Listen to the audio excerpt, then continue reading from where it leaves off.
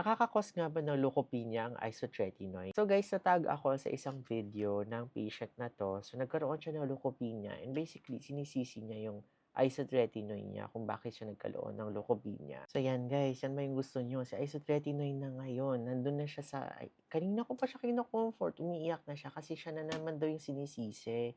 Na parang kasalanan niya pa daw kasi ewan ko na guys, paano ko na iko-comfort si isotretinoin? Bahala na kayo diyan, chares. Para lang i-address natin yung question, nakaka-cause nga ba talaga ng leukopenia si isotretinoin? So yung leukopenia guys is yung nagkakaroon tayo ng lower than normal number of leukocytes or yung mga white blood cells. So yung implication lang ito, baka bumaba po yung resistance natin or yung ability ng body natin to fight infections. Pero guys, yung iba kasi, iniisip nila, pag bumaba na agad yung kanyang mga WBC, ay iniisip nila nagkakaroon na sila ng leukemia. Hindi po ganun yun guys, no? Hindi po ibig sabihin bumaba po kahit slightly lang yung WBC nyo, magkakaroon po kayo ng leukemia.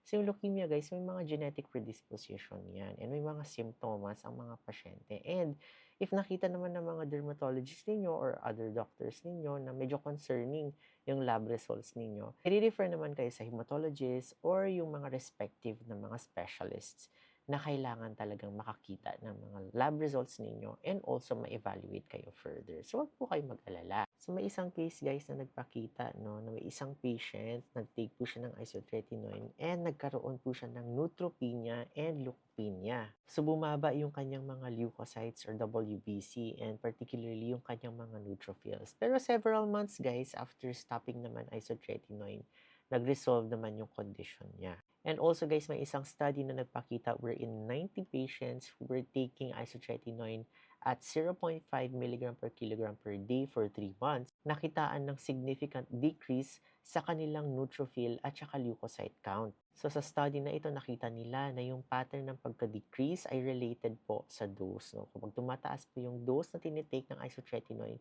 sinasabi sa study na yun, baka mas mataas po yung chances or risk na mag-develop sila ng mga ganong complication. Pero guys, again, nung stinap naman po yung treatment with isotretinoin, bumalik naman po sa dati yung kanilang mga lab results. And also may isang retrospective analysis of 515 patients na nagtitake po ng isotretinoin and nakita nila nagkaroon ng clinically insignificant leukopenia yung 1.4% ng mga patients. And yung panghuli guys, may isang study na nag-evaluate ng hematological parameters ng 138 patients na nagtitake ng isotretinoin. And nakakita sila ng statistically significant decrease in the neutrophil count ng mga pasyente at 3 and 6 months of treatment compared to pre-treatment values ng kanilang neutrophils. However, nakita lang nila ito sa mga neutrophils. Pero nung tinake into consideration po yung whole white blood cell counts ng patient, wala pong significant difference na nangyari. So basically guys, yung ini-establish ng study na ito ay number one, may possibility nga na baka mag-cause talaga ng leukopenia yung isotretinoin. And kung galing nga talaga yung leukopenia ninyo sa inyong isotretinoin, so far reversible naman po ito. And nag-agree naman po ang mga board-certified dermatologists guys, no, na ang mga side effects po na galing sa isotretinoin ay reversible. So pag may nakita kayong abnormality sa mga lab results ninyo or may naramdaman kayo, please i-inform nyo agad yung board-certified dermatologist ninyo para ma-advise kayo properly kung ano ang dapat gawin. Number 3 guys, no, syempre, kailangan pa natin ng more research talaga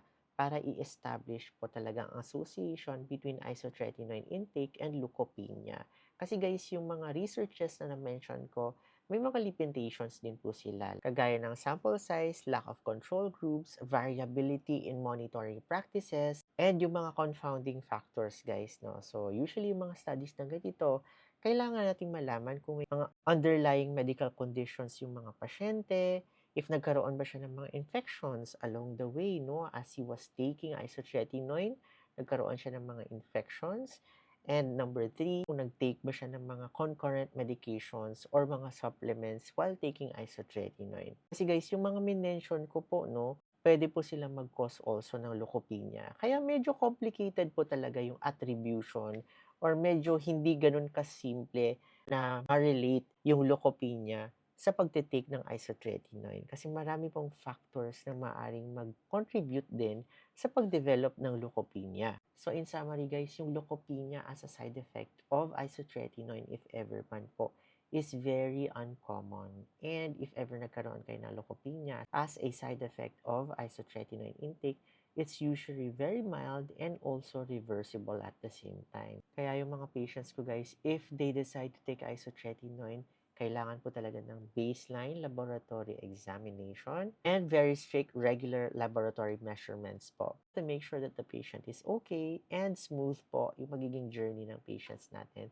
through their isotretinoin journey. So if you decide to take isotretinoin guys, no, consult your board-certified dermatologist and never talaga tayong mag-self-medicate para safe tayo parati. Alright guys? I hope this helps. For more acne tips, follow me and Basta Acne DMD. Bye!